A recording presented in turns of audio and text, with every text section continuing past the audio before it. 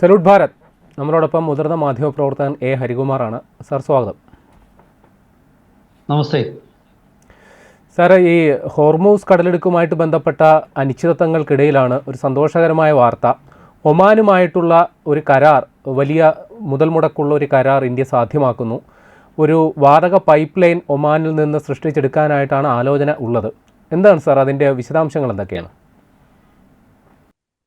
ഒമാനിൽ തുടങ്ങി ഗുജറാത്ത് തീരത്തെത്തുന്ന ഒരു പ്രകൃതിവാതക പൈപ്പ് ലൈൻ വർഷങ്ങൾക്ക് മുമ്പ് തന്നെ അത്തരം ഒരു പദ്ധതിയെക്കുറിച്ച് ആലോചനയുണ്ടായിരുന്നു.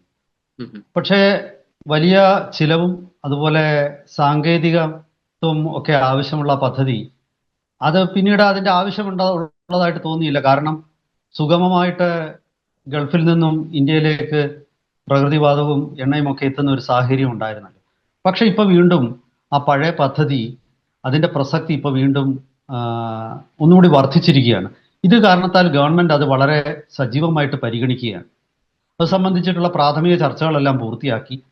മാത്രവുമല്ല, ഈ ഒമാനിൽ നിന്നും കടൽ വഴി കടലിനടിയിലൂടെ പൈപ്പ് ലൈൻ വഴി ഇന്ത്യയിലേക്ക് എത്തുന്ന ഈ പദ്ധതിയുടെ വയബിലിറ്റി, അതായത് ഇത് സാധ്യമാണോ അല്ലയോ എന്നുള്ള ഒരു ശാസ്ത്രീയ പഠനം 3000 മീറ്ററോളം പൈപ്പ് ഇട്ടിട്ട് അവരത് പരീക്ഷിച്ച് കഴിഞ്ഞിരിക്കുകയാണ്. അത് സാധ്യമാണ് എന്നാണ് report.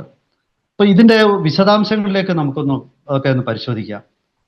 Middle east to India deep water pipeline എന്നാണ് ഇതിന്റെ പേര്, ഈ പദ്ധതിയുടെ പേര്, MEIDP. ഇത് ഒമാൻ തീരത്ത് നിന്നും ഗുജറാത്ത് തീരത്തേക്ക് നീളുന്ന ഈ പൈപ്പ് ലൈന് ആദ്യം ഒമാനും ഇന്ത്യയും തമ്മിൽ മാത്രമാണ് ഇത് ഒമാനെയും ഇന്ത്യയുമാണ് ഇത് ബന്ധിപ്പിക്കുന്നതെങ്കിൽ വരും ദിവസങ്ങളിൽ ഒമാനിൽ മറ്റു ഗൾഫ് രാജ്യങ്ങളിലെ വാതക പൈപ്പ് ലൈനുകൾ ഒമാൻ പൈപ്പ് ലൈനുമായിട്ട് ബന്ധിപ്പിക്കാനും അങ്ങനെ ആത്യന്തികമായിട്ട് UAE തൊട്ട് ഖത്തർ വരെയുള്ള ഇന്ത്യ വാങ്ങിക്കുന്ന പ്രകൃതിവാതകം ഈ പൈപ്പ് ലൈനിലൂടെ ഇന്ത്യയിലേക്ക് എത്തിക്കാനും ഉള്ള ഒരു ബൃഹത്തായ പദ്ധതിയാണ് ഇപ്പോൾ വിഭാവനം ചെയ്യുന്നത്. ആദ്യം നമ്മൾ പരിഗണിച്ചിരുന്ന ആദ്യകാലത്ത് ആ ഉപേക്ഷിച്ച പദ്ധതിയിൽ Oman India gas pipeline മാത്രമായിരുന്നു. ഇപ്പോൾ അത് അങ്ങനെയല്ല, middle east to India gas എന്നുള്ള രീതിയിലേക്ക് അത് മാറി.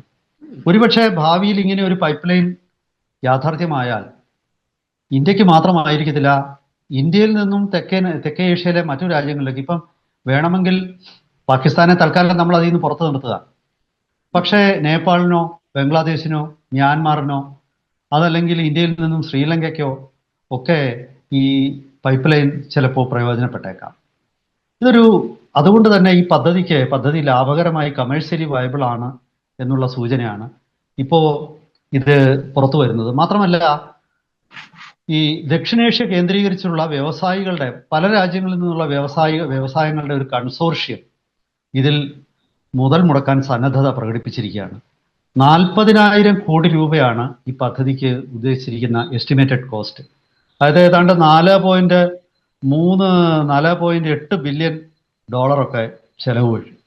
പക്ഷെ ഇതുകൊണ്ടുണ്ടാകാവുന്ന പ്രയോജനം വെച്ച് നോക്കുമ്പോൾ ഈ ചെലവ്, ഇതിൻ്റെ മുതൽ മുടക്ക് കുറച്ച് വർഷങ്ങൾക്കുള്ളിൽ തന്നെ തിരിച്ചു ലഭിക്കുമെന്നാണ് പഠനങ്ങൾ സൂചിപ്പിക്കുന്നത്.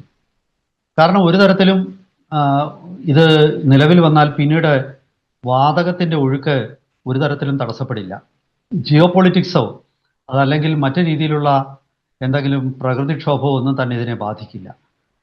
ഈ ഗ്യാസ് പൈപ്പ് ലൈന് ഏതാണ്ട് ചില സ്ഥലങ്ങളിൽ 3450 മീറ്റർ വരെ കടലിനടിയിലൂടെ ആയിരിക്കും. അത് കടലിനടിയിൽ ഏതാണ്ട് 3.5 കിലോമീറ്റർ വരെ ആഴത്തിൽ ചില സ്ഥലങ്ങളിലൂടെ ഈ ഗ്യാസ് പൈപ്പ് ലൈൻ കടന്നു പോകുമെന്നാണ്. ഇത് എല്ലാം റോബോട്ടിക്സ് വഴിയായിരിക്കും ഇതിൽ എന്തെങ്കിലും അറ്റകുറ്റപ്പണി ഉണ്ടായാൽ തന്നെ ചെയ്യുന്നത്. അങ്ങനെ ഒരു നൂറ്റാണ്ട് കാലത്തേക്കൊക്കെ ഒരു രീതിയിലുമുള്ള അറ്റകുറ്റപ്പണി ആവശ്യമില്ലാത്ത രീതിയിലായിരിക്കും ഈ പൈപ്പ് ലൈൻ്റെ നിർമ്മാണം. ഇനി അഥവാ ആവശ്യമുണ്ടെങ്കിൽ തന്നെ ഈ കടലിനടിയിലേക്ക് പോകാൻ പറ്റുന്ന റോബോട്ടുകളായിരിക്കും ഇത്തരം അറ്റകുറ്റപ്പണികൾ അല്ലെങ്കിൽ ഇതിൻ്റെ സെക്യൂരിറ്റി ചെക്കിങ്ങുകൾ അതെല്ലാം നടപ്പാക്കുന്നത്. അപ്പോൾ സാങ്കേതിക വിദ്യയാണ് ഇതിലെ ഒരു പ്രധാനപ്പെട്ട ഘടകം. അത് ഇന്ത്യക്ക് ഇപ്പോൾ ഡീപ്പ് വാട്ടർ ഡൈവിംഗ് സാധ്യമാവുന്ന വെസലുകൾ, അതായത് യാനങ്ങൾ, അതുപോലെ തന്നെ ഡീപ്പ് വാട്ടർ ഡൈവിങ്ങിനുള്ള പൊട്ടൻഷ്യലുള്ള റോബോട്ടുകൾ, ഇതൊക്കെ തന്നെ ഇപ്പോൾ ഇന്ത്യ സ്വന്തമായിട്ട് വികസിപ്പിച്ചെടുത്തിട്ടുണ്ട്. അതാണ് ഈ പദ്ധതി ഇപ്പോൾ വേഗത്തിലേക്ക് കൊണ്ടുവരാനുള്ള മറ്റൊരു കാര്യം. പിന്നെ ഇങ്ങനെ ഒരു പദ്ധതി നിലവിൽ വന്നാൽ ഹോർമൂസ് കാണിച്ച് ഇറാന് പിന്നെ ഇന്ത്യയെ ഭീഷണിപ്പെടുത്താൻ പറ്റില്ല. ഇന്ത്യയെ നല്ല ആരെയും. ഇവിടെ ഇതിലൂടെ വരുന്ന വാതകം ഇന്ത്യയിൽ എത്തിക്കഴിഞ്ഞാൽ മറ്റൊരു പൈപ്പ് ലൈൻ നിർമ്മിച്ച് മറ്റു രാജ്യങ്ങളുമായിട്ട് വേണമെങ്കിൽ ഇത് ബന്ധിപ്പിക്കാം. ഒരുപക്ഷെ ഭാവിയിൽ ഇത് ചൈനയിലേക്ക് പോലും നീളാം. കാരണം ചൈനയും പ്രകൃതിവാതകം ഖത്തറിൽ നിന്നും ഒക്കെ ഇറക്കുമതി ചെയ്യുന്ന ഒരു രാജ്യമാണ്. നാളെ ഈ സംഘർഷങ്ങളൊക്കെ അവസാനിക്കുകയാണെങ്കിൽ ഇറാനും പദ്ധതിയിൽ പങ്കെടുക്കാം. ഇടയ്ക്ക് ഇറാനിൽ നിന്നും കരമാർഗം ബലൂചിസ്ഥാൻ വഴി പാകിസ്ഥാനിലൂടെ ഇന്ത്യയിലേക്ക് വാതകം എത്തിക്കാനുള്ള ഒരു പദ്ധതിയുടെ രൂപരേഖ തയ്യാറായിരുന്നു. ആ രൂപരേഖ പ്രകാരം പാകിസ്ഥാന് അവരുടെ ഭൂമി ഇത് ഉപയോഗിക്കുന്നതിന് അവർക്കൊരു ഫീസ് കൊടുക്കാനും ഇന്ത്യ തയ്യാറായിരുന്നു. ഇന്ത്യ മാത്രമല്ല, ഈ പദ്ധതിയിൽ ബംഗ്ലാദേശും അന്ന് മ്യാൻമാറും ഒക്കെ പദ്ധതിയിൽ ഭാഗവാക്കാകാൻ താല്പര്യം പ്രകടിപ്പിച്ചിട്ടുണ്ട്. അങ്ങനെ വന്നാൽ പാകിസ്ഥാനെ സംബന്ധിച്ച് വലിയൊരു വരുമാന മാർഗമാകുമായിരുന്നു. അവർക്ക് ഗ്യാസ് കിട്ടുമെന്ന് മാത്രമല്ല, പാകിസ്ഥാനും ഗ്യാസ് ആവശ്യമുണ്ട്. അപ്പോൾ പാകിസ്ഥാന് ഗ്യാസ് കിട്ടുമെന്ന് മാത്രമല്ല, പാകിസ്ഥാന് ഈ ട്രാൻസിറ്റ് റൂട്ട്, അതായത് കടന്നു പോകുന്ന വഴി എന്നുള്ള നിലയ്ക്ക് വാടക ഇന്ത്യയും മറ്റു രാജ്യങ്ങളും നൽകുമായിരുന്നു. പക്ഷേ പാകിസ്ഥാനെ സംബന്ധിച്ചിടത്തോളം അന്ധമായ ഇന്ത്യ വിരോധം മാത്രം കൈമുതലായുള്ള ഒരു രാജ്യം എന്നുള്ള നിലയ്ക്ക് അവർക്ക് മൂക്ക് മുറിച്ചാലും ശകുനം മുടക്കിയാൽ മതിയെന്നാണ്. അവരുടെ രാജ്യത്ത് പ്രകൃതിവാതകമോ എണ്ണക്ഷാമോ ഒക്കെ ഉണ്ടായിക്കൊള്ളട്ടെ, പ്രശ്നമൊന്നുമില്ല. പക്ഷെ അത് ഇന്ത്യയിലും ഉണ്ടാവണം എന്നുള്ള തരത്തിലുള്ള ഒരു വല്ലാത്ത മാനസികാവസ്ഥയുടെ പ്രതിഫലനമായിട്ടാണ് പിന്നീട് അവർ ഈ പദ്ധതിയുടെ അനുവാദം നിഷേധിച്ചു. ഇന്ത്യക്കല്ല അതിൻ്റെ നഷ്ടം. യഥാർത്ഥത്തിൽ അങ്ങനെ ഒരു പൈപ്പ് ലൈൻ സ്വന്തമായിട്ട് ആ പൈപ്പ് ലൈന് വേണ്ടി പണം മുടക്കാൻ പാകിസ്ഥാന്റെ കൈവശമില്ല. അങ്ങനെ ഒരു പൈപ്പ് ലൈൻ വന്നിരുന്നെങ്കിൽ അഫ്ഗാനിസ്ഥാനും അത് പ്രയോജനപ്പെട്ടേനെ, ഇന്ത്യക്കും പാകിസ്ഥാനും പ്രയോജനപ്പെട്ടേനെ. പക്ഷേ ദൗർഭാഗ്യവശാൽ അത് നടന്നിട്ടില്ല. അപ്പം ഞാൻ പറഞ്ഞത് ഇതൊരു വർഷങ്ങളായിട്ട് ഉള്ള ഒരു ആശയമാണ്. ഈ ആശയം ഒറ്റ ദിവസം കൊണ്ട് ഉണ്ടായതല്ല. ഹോർമുസിന്റെ ഇപ്പോഴത്തെ പ്രതിസന്ധി മാത്രമല്ല ഈ ആശയത്തിന് പിന്നിൽ. കാരണം ഇത് വലിയ ലാഭകരമായിട്ടുള്ള ഒരു വെഞ്ചറായിട്ട് പിന്നീട് മാറും. തുടക്കത്തിൽ വലിയ മുതൽ മുടക്കുണ്ടെങ്കിലും ഇതിന്റെ ഒരു 5 വർഷം കഴിയുമ്പോഴേക്കും ഇതിൽ നിന്ന് ലാഭം ലഭിച്ചു തുടങ്ങും. പിന്നെ ഇതിൽ ഉദ്ദേശിക്കുന്നത് 5 മുതൽ 7 വർഷം കൊണ്ടാണ് ഇതിന്റെ കൺസ്ട്രക്ഷൻ പീരീഡ് എന്ന് ഇപ്പോൾ കണക്കാക്കപ്പെടുന്നത്. അതുപോലെ 1 മില്യൺ ക്യൂബിക് മീറ്റർ വാതകം, അതാണ് ഇതിലൂടെ കടന്നു വരുന്ന ഒരു ദിവസം. 1 മില്യൺ ക്യൂബിക് മീറ്റർ വാതകം ഒരു ദിവസം ഈ പൈപ്പ് ലൈനിലൂടെ ഇന്ത്യയിൽ എത്തുമെന്നാണ് കണക്കാക്കപ്പെടുന്നത്. അത് സ്വാഭാവികമായിട്ടും അതൊരു വലിയ ലാഭകരമായ വെഞ്ചറാണ്. അത് കാരണമാണ് ഇന്ന് പല രാജ്യങ്ങളും പല ബിസിനസ് ഗ്രൂപ്പുകളും ഇതിൽ പങ്കെടുക്കാനായിട്ട് ഇന്ത്യയോട് താല്പര്യം അറിയിച്ചിരിക്കുന്നത്. ഇതിനകത്തിൽ മറ്റ് ഒരുപാട് കുറച്ച് ഘടകങ്ങളിലൂടെ വരുന്നുണ്ട്. നമ്മൾ വിചാരിക്കുന്നത്ര ലളിതമായിട്ടുള്ള ഒരു കാര്യമല്ല ഈ ജിയോ പൊളിറ്റിക്സ്. അന്താരാഷ്ട്ര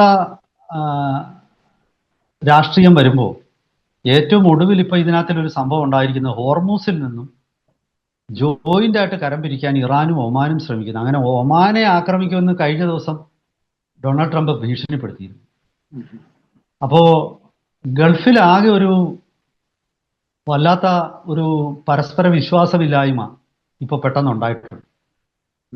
ഒമാൻ ഇറാനുമായിട്ട് ചർച്ചകൾ നടത്തുന്നതായിട്ട് വാർത്തകളുണ്ട്. അപ്പോൾ അമേരിക്കയ്ക്ക് വീണ്ടും ഒമാൻ ഇറാനുമായിട്ട് മാത്രമല്ല ഒമാനയോടും ഇപ്പം ദേഷ്യം തോന്നി തുടങ്ങി, ഇഷ്ടക്കേട് തോന്നി തുടങ്ങി. ഇതിനൊക്കെ ഒരു പരിഹാരമാണിത്. കാരണം ഇങ്ങനെ ഒരു പൈപ്പ് ലൈൻ വന്നാൽ പിന്നീട് ഈ ഹോർമൂസിൽ നിന്നുള്ള കരംപിരിവ് എന്ന് പറയുന്നത് പിന്നീട് വലിയ പ്രസക്തി ഒന്നുമില്ല. ഇതിലൂടെ ഇതുപോലെ ഒരു എണ്ണക്കുഴലും നമുക്ക് ഉണ്ടാക്കാവുന്നതാണ്. അപ്പൊ സ്വാഭാവികമായിട്ടും ഈ ഗ്യാസ് പൈപ്പ് ലൈനോടൊപ്പം ഒരു ക്രൂഡ് ഓയിൽ പൈപ്പ് ലൈനും കൂടെ വന്നു കഴിഞ്ഞാൽ ദക്ഷിണേഷ്യയെ സംബന്ധിച്ചിടത്തോളം ദക്ഷിണേഷ്യയുടെ ഊർജ ആവശ്യങ്ങൾക്ക് ഒരു പരിഹാരം. മിഡിൽ ഈസ്റ്റ് ഗൾഫ് രാജ്യങ്ങളെ സംബന്ധിച്ചിടത്തോളം അവരുടെ എണ്ണയ്ക്ക് കൃത്യമായൊരു മാർക്കറ്റും വന്നു. അങ്ങനെ